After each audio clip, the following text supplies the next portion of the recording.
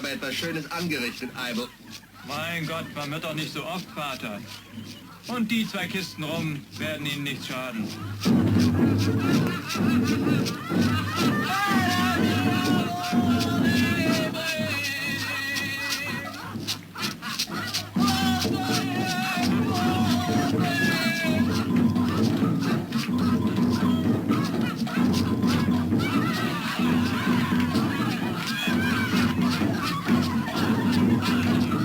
Die Kleine da, die zweite.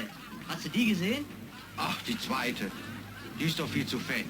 Die vorletzte. Die ist richtig.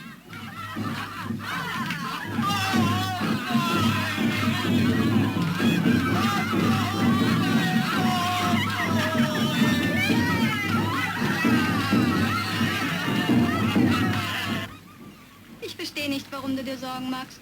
Doch bisher alles gut gegangen, nicht? Ja, hier schon. Aber drüben im Pazifik, auf den Galapagos-Inseln, da gibt's die großen Tigerhaie. Wie die sich verhalten, weiß noch kein Mensch. Wir werden vorsichtig sein müssen. Und wir fahren nicht nach Kokos? Ich fürchte, das geht nicht. Es wäre interessant, aber wir haben keine Zeit. Es soll ja auf Kokos ein weltberühmter Schatz liegen. Tja, aber leider müssen wir uns an unser Programm halten.